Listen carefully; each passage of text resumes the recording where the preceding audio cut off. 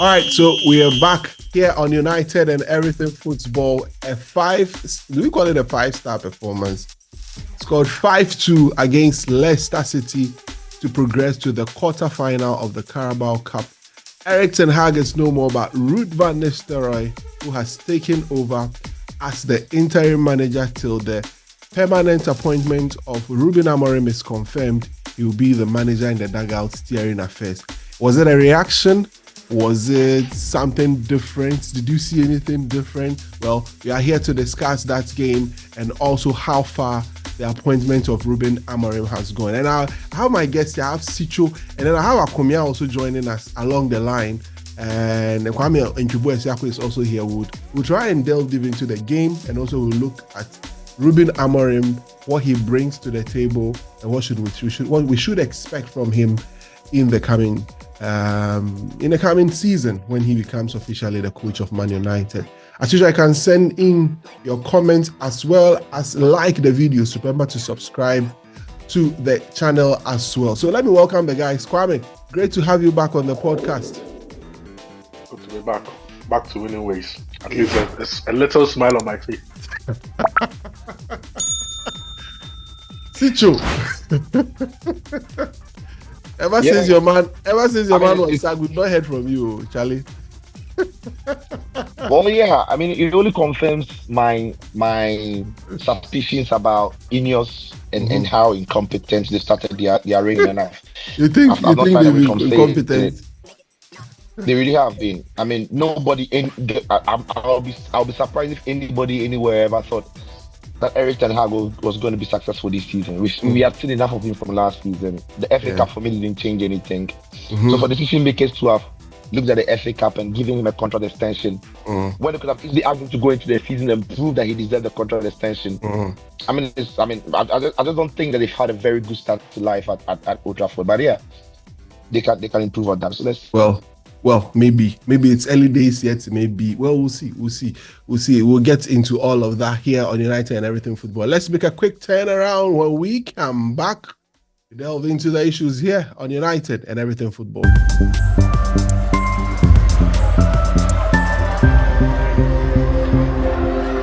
All right, thank you very much. Welcome back to United and Everything Football podcast. So, United beat Leicester City 5-2. In a very, very interesting game. For some people, it's just a normal reaction. For some people, it was good to have some win and bring some smiles back. But Ruud van Nistelrooy, who is taking over as interim coach of the club, led the team, came in, granted an interview, said he was very disappointed about the departure of the man who brought him back into the club, which is Erik ten Hag. But this scenario hasn't been shocking to anyone because there are moments he was appointed, it became a conspiracy that should things go south, Ruud van Nistelrooy will take over. I'm sure it was a proud moment for him. You could see how he emerged from the tunnel and how he was fist pumping everyone. And it was really, really proud. Kwame, normal reaction, right?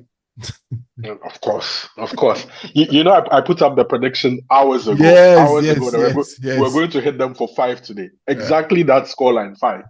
The reason being that it's Ruud van Nistelrooy, club legend. It reminds us of one person, just one person. Same interim position. He took over against Cardiff, former side. Cardiff. Yes. Yeah, we hit them for 5 that day, 5-1. Yes. And then, unfortunately, this club fell in love with that moment, and then they carried on. And next thing we knew, he was our permanent coach. Yeah. See, let's not make the same mistake. It's a good win. It's fantastic. We needed to bounce back after the horrible season that we've had. Yeah. It was a cup competition we couldn't afford to get knocked out of. Another cup competition. We're cup side now. We seem to bang all our goals in cup competitions. I can count the number of domestic cup games we've lost over the past couple of years. Probably 1 or 2. I think the final against City a couple of years ago, and then last season against yes. That's just about it. That's where we have our joy. So, good win, great win, but I'm not taking much from this. We shouldn't repeat the mistakes of the past. It's good that we have plans to have a permanent manager. You see, the thing about having an interim still lurking around is these players are still not on shore. Fine, they've reacted today, but then imagine there is no certainty about a new manager coming in. You know, then the guys standing there may either be here in 6 months or may not be there in 6 months. They just don't know. If they're going to down tools, they're going to down tools, knowing that this man isn't going to be in charge of their future at this football club. So that clarity is very important. Ruud van Nistelrooy is just here for probably this game, probably the next game, probably up until the next international break. And that's just about it. There's a new man coming in, a new sheriff has come to town, and he's come to stamp his authority on things. So hopefully, until then, we should be able to salvage the season for him. You know, we lay a good foundation for him, not continue in this mess that we are in, and then he has to come and perform miracles. We are still in World Cup competition. We have to get back to good domestic form and domestic league form, fix our Europa League situation, and then carry on from there.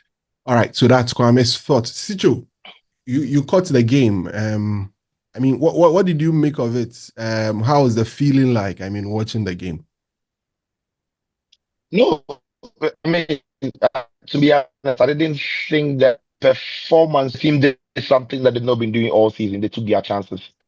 And one thing that has eluded it all today, they had luck on their side as well. You know, we saw the Bruno Fernandes a free kick deflected, you know, into the back of the net. We saw the Casemiro header of the post onto the other side, falling for him kindly.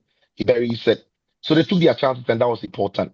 But performance-wise, I'm not going to say we saw anything very different where the style was convincing, the opposition couldn't find spaces, that the midfield was solid enough to deny Leicester the chances to run through them. It was still the Man United of this season, who would go on and win some games and lose some games. The only surprising thing is the number of goals they got. But it was still important because now the team is in the quarterfinal of the Carabao Cup. 2 more games, two more wins, and you could end up with, you know, a trophy for the end of the season. So it was important the team got themselves into the quarters and give themselves a chance to carry something. I mean, win something at the end of the season. So yeah, I won't say the performance was massive, but yeah, of course, what would you expect Ruud to do? He only had yesterday to train with the lads and bring them into the game. So it would be harsh for anybody to say, okay, so we didn't see Ruud implement his philosophy with anything. I mean, it wouldn't make any sense. He just took over the job on the interim for the last couple of hours. So yeah, the victory was the most important thing, and they got it in some style. All right, the victory was the most important thing. Akumia has joined us, as I mentioned. Sit off. What you do agenda make them sack my guy? Oh, Charlie, ready you for create a new one come. So hey, I'm going to here too, so we don't go get anyone. We have nothing to hold on to, bro. Oh man. Akumia, I'm sure you watched the game. What did you make of the game briefly? Then let's get into other matters.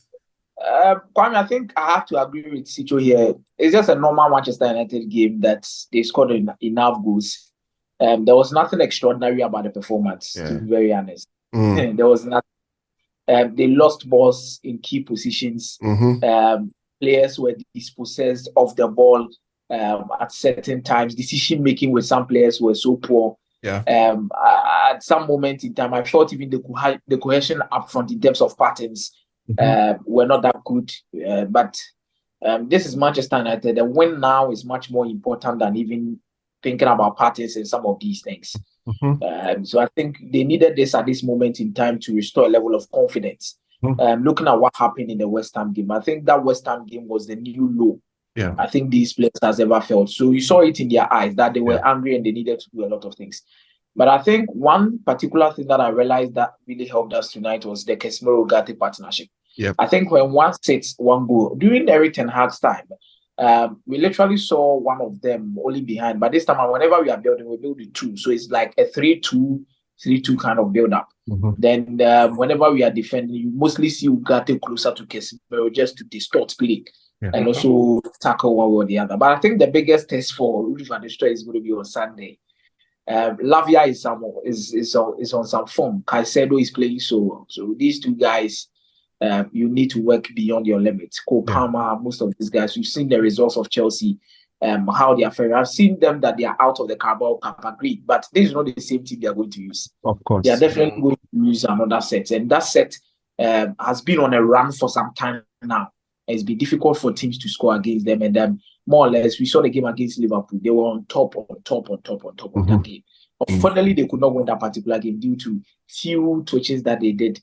They did not do well at the back line or even trying to control the game at good moments in time. So let's see. It could be a game that could test the pulse of whatever that is going to happen. But I'm happy. Finally, I'm back. Because the letter I wrote had a condition in it that if Erik ten Hag is sacked, I'll be back. So he has been sacked. Sicho. And I am back. Sicho, is this guy loyal? Well, at least he says his word. He wasn't going to support Erik ten Hag. He did, and he's back since he's gone. So I mean, yeah, just we are back. The club first.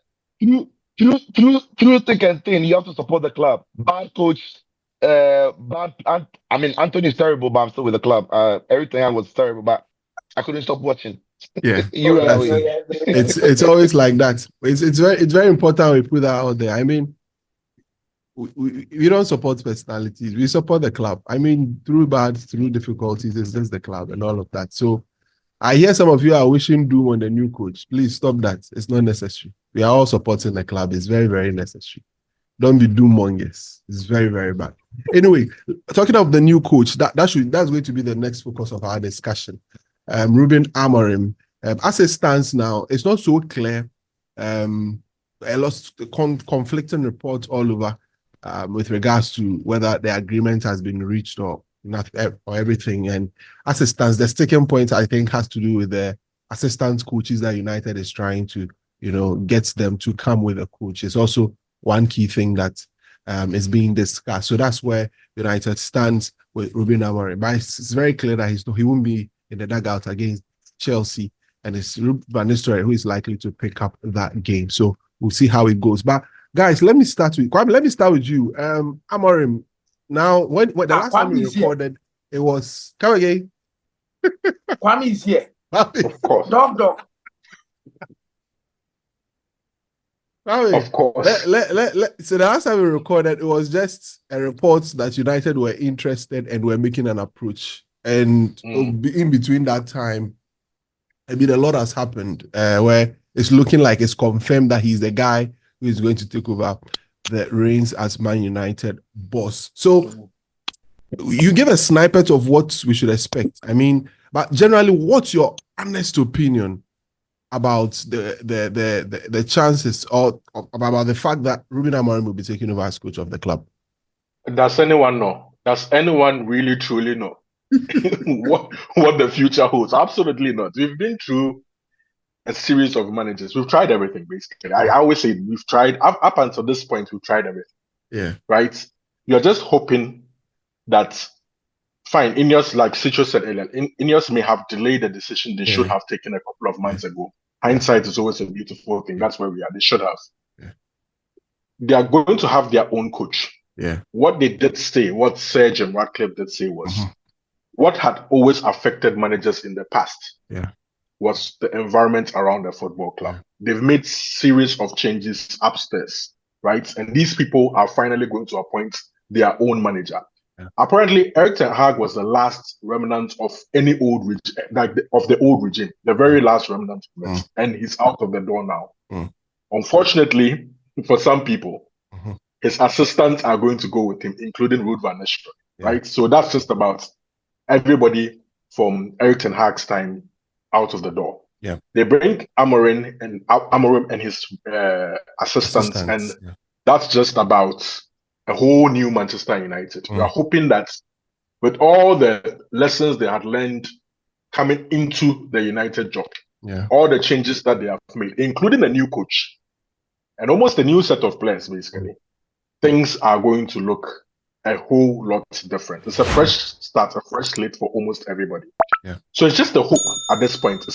I'm not going to base anything on facts or this person's history. We've had even coaches with far bigger CVs than him, far more experience and all. And the club swallowed them. Manchester United, like I always say, it's like we sound like a broken record. It's become a graveyard for many a man. You are hoping that this time around, with the drastic changes that we made at the football club, things will be a lot different. All right. It's just all right. We'll see how it goes. Sicho, let me get to you.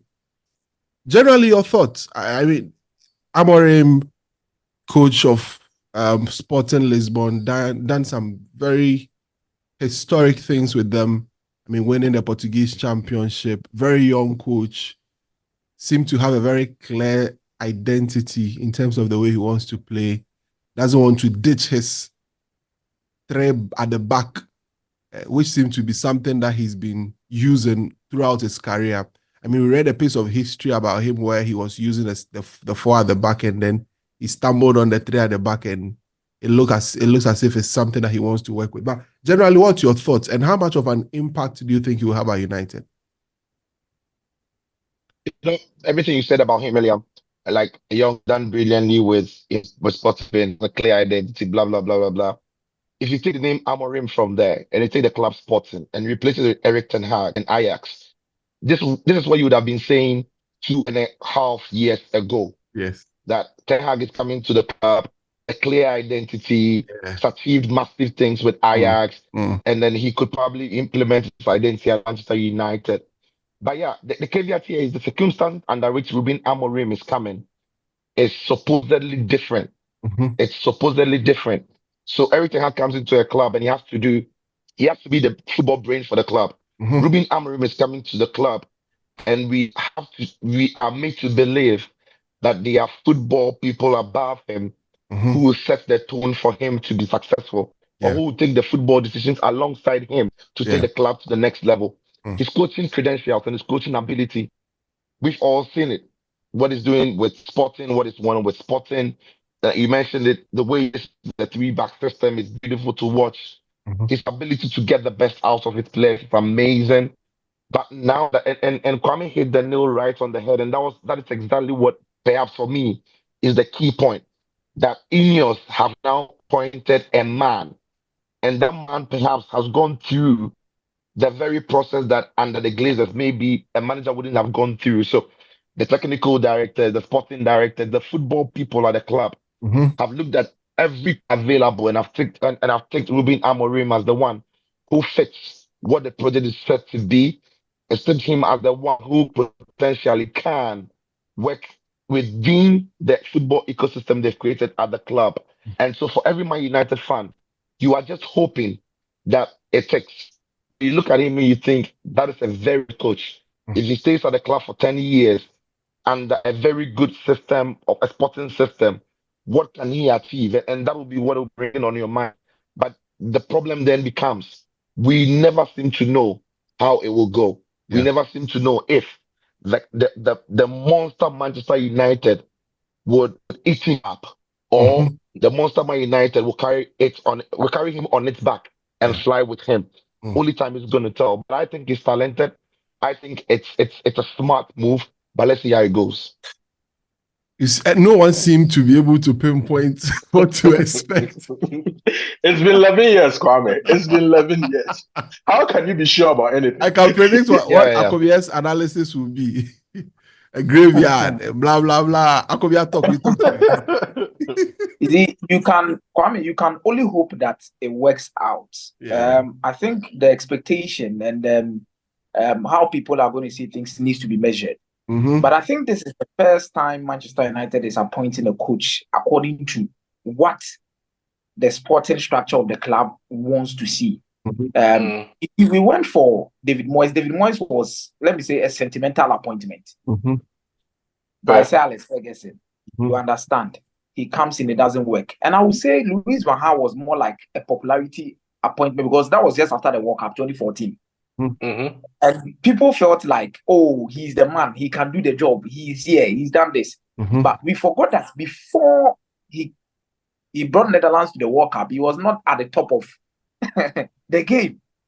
We just reacted according to the few results he got at the World Cup, and we got him in. National team is quite different from club side. Things did not happen as we wanted. Then we move on. Then we go and appoint another, let me say, popular appointment to appease the fans. We want someone who has won in response to Pep Guardiola. In response to Pep Guardiola. Yeah. So we went to an appointment Jose Mourinho and brought him in. Another Wahala. Then another sentimental appointment in Ole Gunnar Solskjaer. Because the fans want him. So let's keep him. Yeah. Let's do that. Let's do this. It also backfired at some point in time. Then we roam about and we brought in Ralf Rangnick as on interim basis. Then we thought about bringing in Erik ten Hag. So that was when I felt John Matef wanted to do something, wanted to react, wanted to bring in a football person. He wanted to play like Pep. He wanted to play like Pep Guardiola. Yes. Someone who could come and play like Pep Guardiola. I agree to that point. Thank you, Sichu. And they brought in Erik ten Hag, and things did not work as how they wanted it. So this time around, they are making an appointment based on what they want for their project, not what the fans want, not what Joe Glazer wants, not what Sir Jim Ratcliffe wants. This is a proper football project appointment. I would say if this was the old United, I can promise you, Ruud van Nistelrooy would have been our main coach by now. Sentimental. We'll be talking about giving the job. Yes, sentimental. But now it's not about the fans. Look at how they've reacted.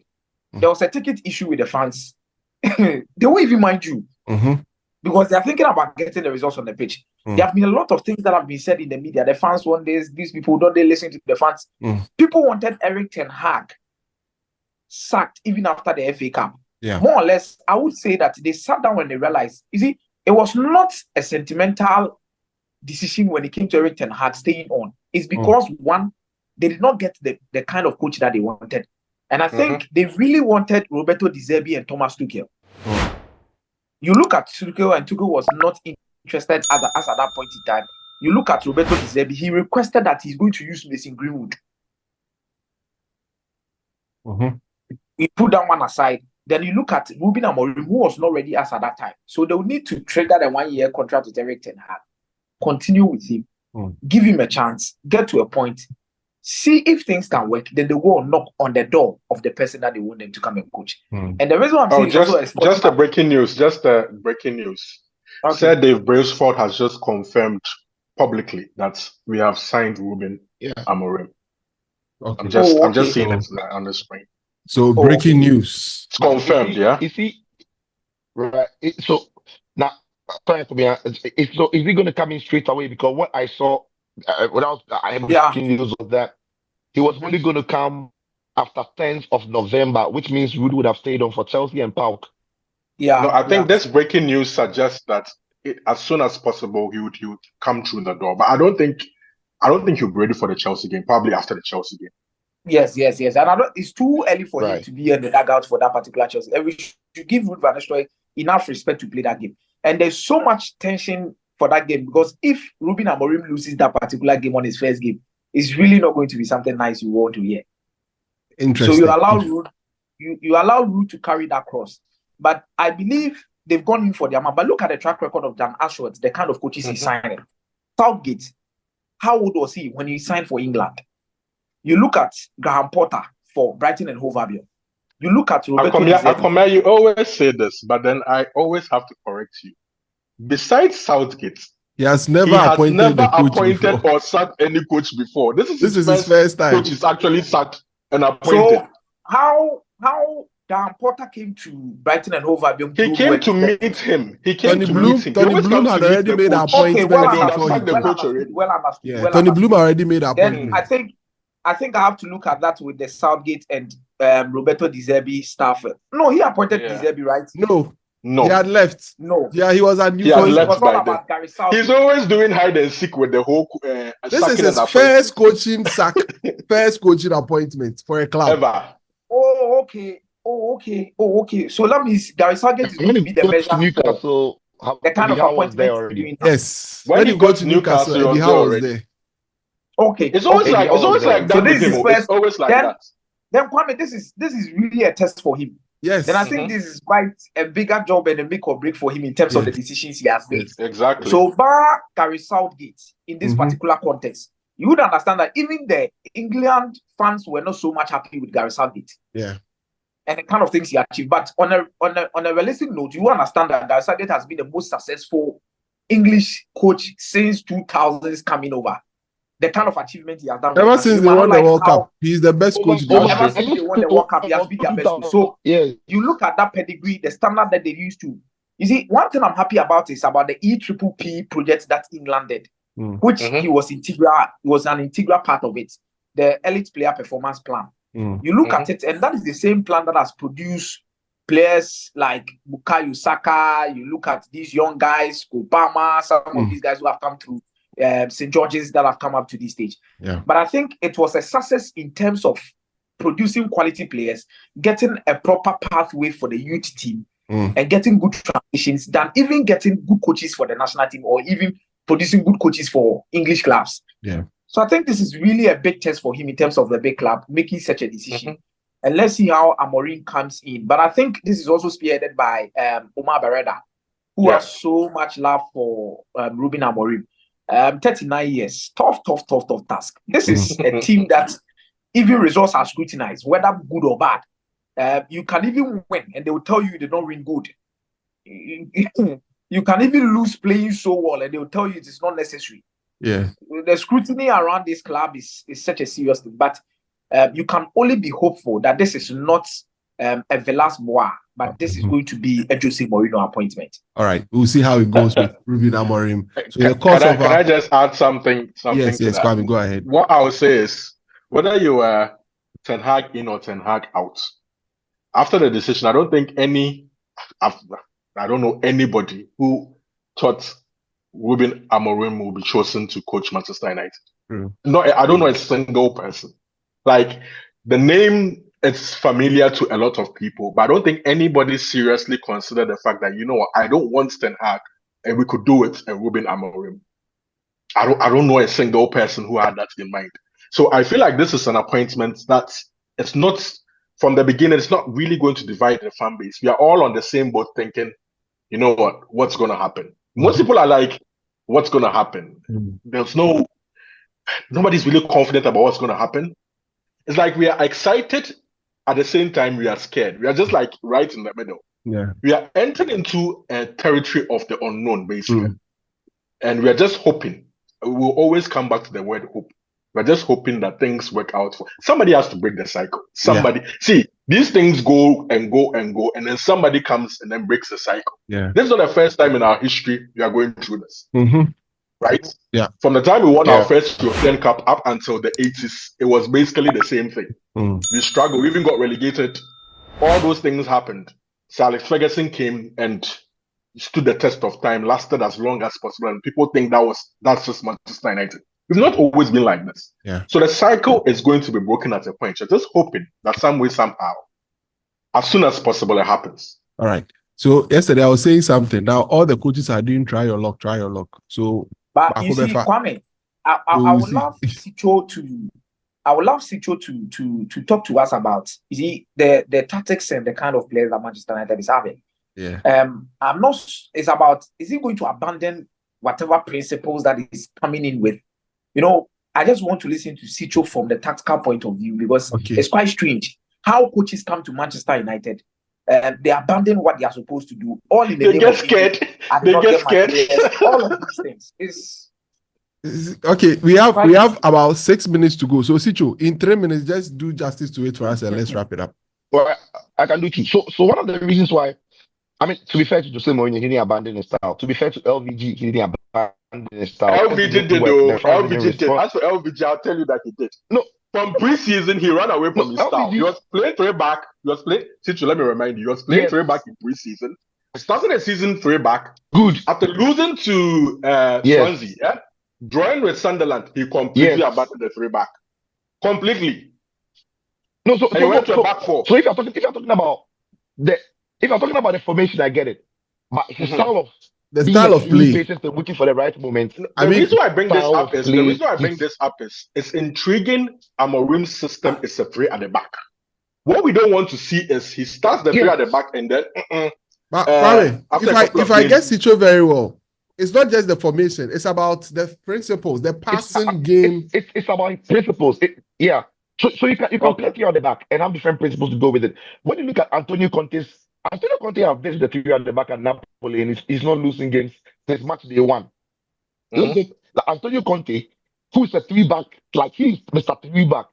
He's abandoned three back at Napoli after match day one, and he has since not lost a game. Like he has playing a back four now. Now the principles of LVG, that's why he was boring. He was very slow, and he was looking for the right path, the right moment, and all of that. It didn't work. Jose Mourinho stayed true to himself. Ole Gunnar Solskjaer proved to us that he was a counter-attacking manager until he wanted to be Pep Guardiola. Then it fell apart. Then Erik ten Hag comes. His first two games, he wanted to do what he's accustomed to knowing how to do. It doesn't work. Then he changes. But the biggest problem of all of this has always been for me recruitment. It's always been the bad years of recruitment that compounds and doesn't allow coaches to be able to play the way they want to play. And that is why it's inexcusable for Erik ten Hag that in his third season, he's not been able to build a squad to replicate what we saw him do as Ajax. And that is why I never understood him. Now, Ruben Amorim may come to Man United, right? He comes middle of the season. He can't sign any player. He can't have preseason with any player. He likes to play with the back three. The way he shifts his midfield up, he absolutely needs legs in. Look, he's two midfielders. Both of you must be ball winners. Both of you must be able to pick the next available path, which is in front of you. Now, he comes to Man United, and then he's got Casemiro, who is very inconsistent at times. He's got Ugarte, whom he knows very well, so that is a plus. There's Christian Eriksen, there's Bruno Fernandes. When you look at this midfield four, he now has to find the best fit or best partnership in this midfield. Whether he plays with because sometimes he plays with a three in midfield or a two midfield. Bruno Fernandes is the captain. This coach comes in and might be under pressure to accommodate Bruno Fernandes. Right? Now you talk about the front line as well. He always likes striker who is able to find space, like a digital striker. He's able to find space. He's able to link up. He's able to finish. He doesn't have that at Man United yet. This season, he has to try and improve Rasmus Højlund and also Joshua Zirkzee. But I'm thinking here that he could be the manager who talks Marcus Rashford into going down the middle. Because if he's going to use his fullback that we've seen him use, he might not require Amad Diallo necessarily. He might not require. So those are going to suffer if he sticks with. And that's the thing. This is why he might have to. You see, he might have to play a fallback at some point because the players who will suffer will be Garnacho. One of Man United players' aspects will be Marcus Rashford, the highest earner at Man United, because he wants to play the fullback and get those narrow forward players in behind the striker. That is not Marcus Rashford. That's certainly not Garnacho. So what does he do? So he now wants to come to the team and find a system that is workable for the pool of players he has now until he's able to also bring in players that are able to fit the style. Because at the moment, I don't think this team and its important players necessarily fit the style. It's the same thing for Antonio Conte, for example. Kvaratskhelia can never be a narrow forward player. Politano can never be a narrow forward player. These are typically line wingers who love to stick on the line. So he has no choice. He has to play the 4-3-3 now with Gilmore, McTominay, and Guiza or Labotka and play the front three as well. So we never know what Ruben Amorim is going to do, but certainly some of the forward players who are typical wingers might suffer. We'll see how it goes. So that's Sicho's take on how Ruben Amorim will be able to use the current squad at Man United. What do you also think? Please remember to leave a comment for us in the comment section. We'll come back in the course of the week, maybe to do a preview to the Chelsea games, and then any other news that comes in between, we'll get there. We'll be here with you to discuss it here on United and everything football. We've discussed the Chelsea and the Leicester game. We've discussed a bit of Ruben Amorim. I've been here with Kwame Nchubu, Michael Akomia, the Messiah, and then Sicho also joining us. Now, we don't have any banter between Sicho and Akomia again. You guys are boring. Coming, don't worry, relax. There's boring. It's United. It's United. It's just a matter of time. All right, we'll see you on the next one. Have you guys realized that social media is boring now? It's really boring. It's really boring. Our time is up. Thank you very much, guys. We'll see you on the next one. Have a great time.